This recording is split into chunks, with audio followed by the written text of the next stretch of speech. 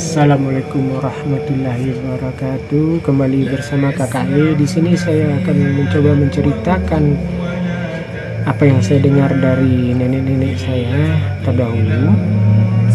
Jadi seperti yang kita ketahui, Minang ini terdiri dari 4 suku besar, yaitu Koto, Piliang, Bodi, dan Caniago. Koto Piliang sendiri terdiri dari raja-raja dan orang-orang pilihan, sedangkan suku Bodi itu para pemuka-pemuka agama, dan Caniago itu para cadik pandainya. Di waktu tanah ini pada mula-mula dipijak atau pertama kali dipijak, itu telah terjadi perjanjian dengan Tuhan yang satu.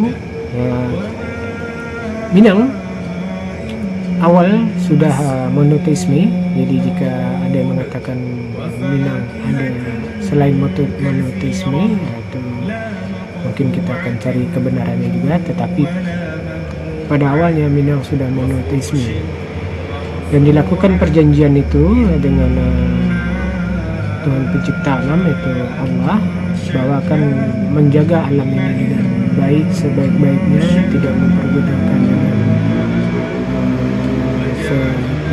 buruk atau melakukan hal-hal yang tidak terpuji. Dan dilakukan juga perjanjian dengan makhluk lainnya seperti Gunung Merapi, akan mempergunakan tanahnya untuk bercocok tanam, berkehidupan.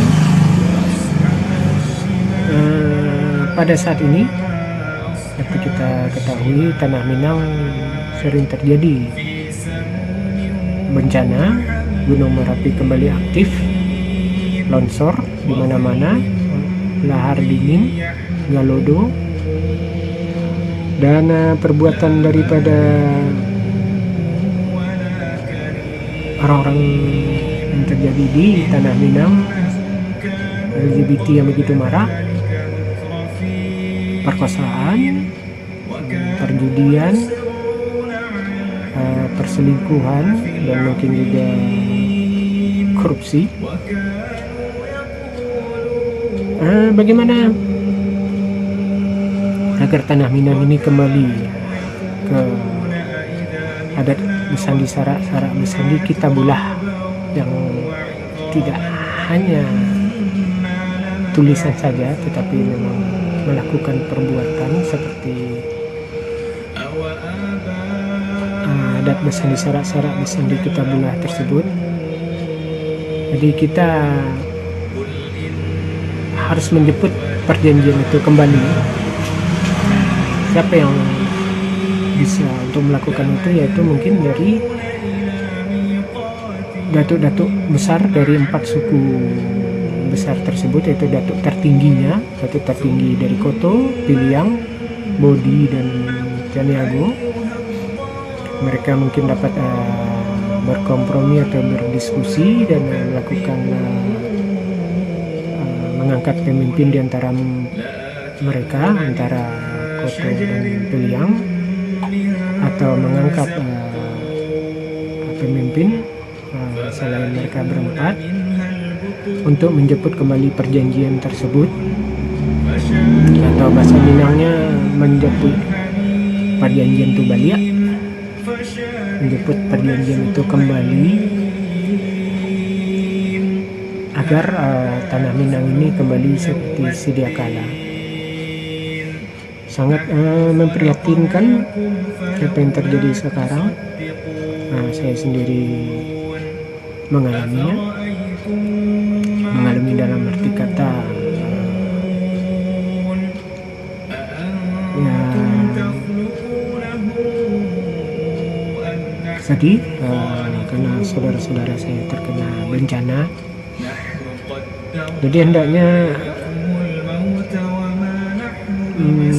salah satu solusi ini dapat dipikirkan, dan saya harap apa yang saya katakan ini dapat tersebar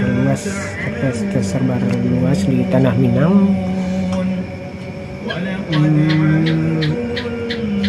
perihal ini saya dengar dari nenek-nenek saya terdahulu, jika tanah Minang sudah mulai tidak mengikuti adat bersandi syarat-syarat bersandi tabula, maka kita harus menjemput perjanjian itu kembali.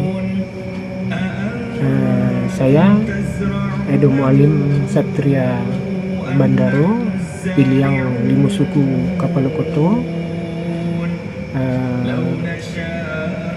turunan terdekat dari almarhum Muhammad Nur Datuk Garang, dan cucu dari Inyak Liriah dengan Bakudo Petiah Sungai Puar. Baik, itu saja. Waalaikumsalam warahmatullahi wabarakatuh.